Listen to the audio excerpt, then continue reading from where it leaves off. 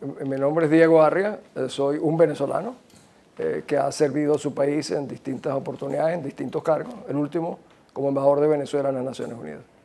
Bueno, en el fondo el título a la hora de la verdad es la que usan los toreros, dicen que en el momento de matar, y yo lo quería aplicar en otro contexto, en el sentido de que era el momento de enfrentar una realidad que muchos venezolanos, unos no lo advertían, otros no tenían por qué advertirlo, pero otros vivían en negación de la realidad a lo que estábamos enfrentados.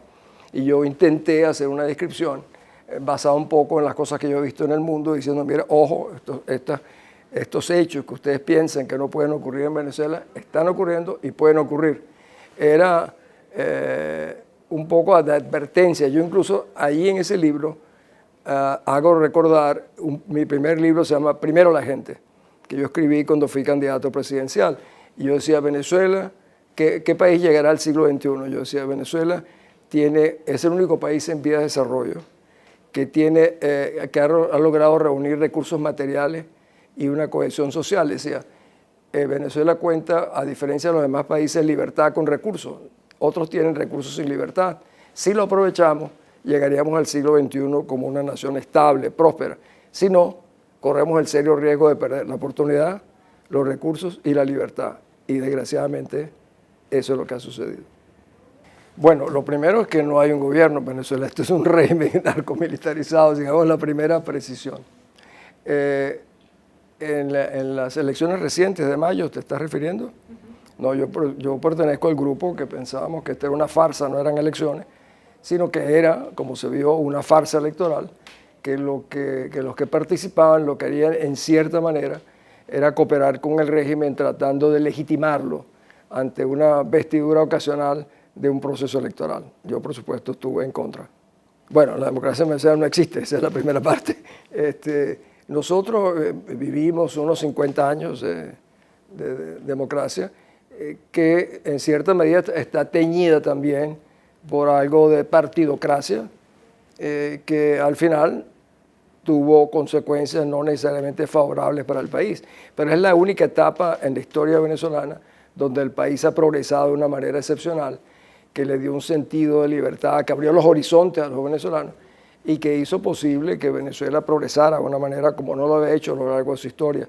O sea, con todos los defectos de nuestro proceso democrático, fue un proceso que le dio a los venezolanos horizontes, oportunidades, como nunca antes las tuvimos, ni nunca más las hemos podido tener. Está cambiando muy favorablemente. Curiosamente, yo iba a conversar con el embajador Brasil de que la diplomacia venezolana, que fue realmente de buena fe durante todos estos años, yo diría hasta ingenua, porque nosotros ayudamos a todos los países que tienen problemas y hasta hace muy poco nunca recibimos de ninguno de ellos un tratamiento, ni una deferencia, ni una preocupación por nuestra tragedia.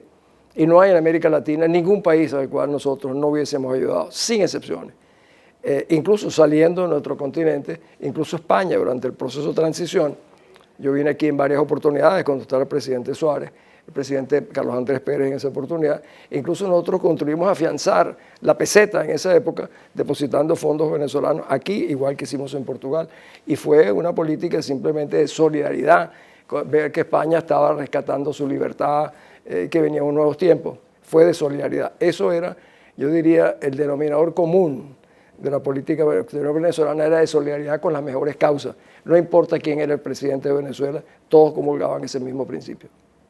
Bueno, a mí me halaga mucho, que se llama así, se llama la fórmula Arria, y que es una modalidad que utiliza desde la época en que yo estaba, ya va a cumplir 24 o 25 años de ser aplicada, y han celebrado más de 200 reuniones así, que ha permitido que personalidades internacionales u organismos o países, jefes de gobierno, hayan podido participar en sesiones informales del Consejo de Seguridad que de otra manera no lo hubieran podido hacer.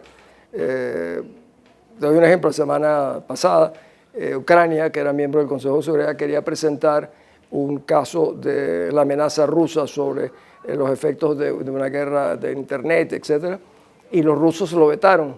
Entonces el embajador ucraniano me llamó y dijo, voy a hacer una fórmula Arria, que nadie la puede vetar. Y hizo una reunión bajo la fórmula abierta, donde fueron muchísima gente que no hubieran podido nunca entrar al Consejo de Seguridad y tuvo una mayor divulgación. Así ha sido el caso de la semana pasada también, con el caso del Alto Comisionado de Derechos Humanos de las Naciones Unidas.